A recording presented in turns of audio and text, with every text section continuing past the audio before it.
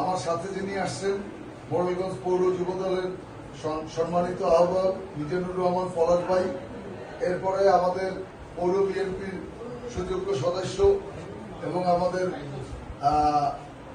৫ নং ওয়ার্ডের যিনি দায়িত্বে আছেন আমাদের দলের শ্রী দীপক কর্মকার, এরপরে আছেন আমার ভাইগনা যে মাসুম, সেও আমাদের দলের নিবেদিত প্রাণ, আপনাদের এপারে লিখেন। আমরা আপনাদের এখানে একটা দুঃখজনক ঘটনা ঘটছে। এই ঘটনার জন্য আসলে যারা দায়ী তারা সম্পূর্ণ বহিরাগত, তারা আমাদের দলের রাজনৈতিক কেউ না। আপনাদের সবসময়ের জন্য এটা মনে রাখতে হবে, এটা একটা সেবামূলক প্রতিষ্ঠান।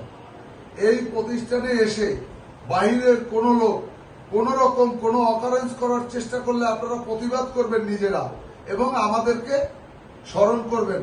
আমরাও আমাদের বাংলাদেশ জাতীয়তাবাদী দলের পক্ষ থেকে সম্পূর্ণভাবে আপনাদেরকে সহযোগিতা করব এবং আপনাদের সাথে থেকে, আর পিছনে যে ঘটনাটা ঘটে গেছে সেই ঘটনার যারা এই ঘটনা ঘটিয়েছে আপনারা মামলা করেছেন, আমরা রাজনৈতিকভাবে তাদেরকে প্রেসার ক্রিয়েট করে আসামিকে গ্রেফতার করার চেষ্টা করব ইনশাআল্লাহ, এবং আপনারাও ডিপার্টমেন্টাল ভাবে এটার জন্য তদবির করবেন।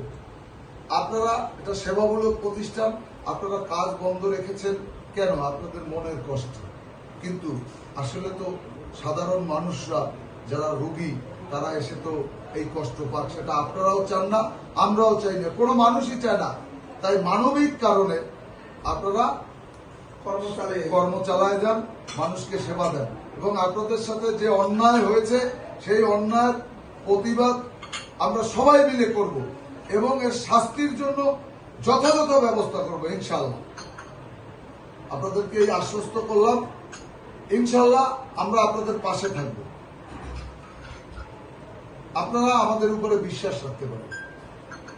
আপনারা সবাই আপনাদের যাদের কাজে চলবেন। আর এই শর্মী রায় আপনাদের যিনি প্রধান, ইনি আমাদের মোড়েলগঞ্জের আমাদেরই ভাইয়ের স্ত্রী, আমাদের সবার বোন, আমাদের প্রাণের মানুষ। আমরা চাই তার নেতৃত্বে আপনারা সবাই একত্রিত হয়ে সকল অন্যায়ের প্রতিবাদ করবেন এবং আমরা তার পাশে সবসময় আছি। আমাদের দল আছে, আমরা ব্যক্তিগতভাবে আছি, মোড়েলগঞ্জের মানুষ আছে। আপনারা কোনো কিছুতে ভয় পাবেন না।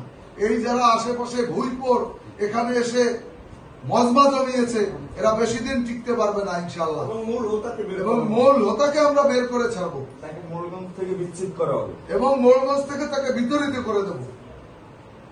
এই আশাবাদ ব্যক্ত করে আমি আমার সংক্ষিপ্ত আলোচনা শেষ করছি। আল্লাহ হাফেজ।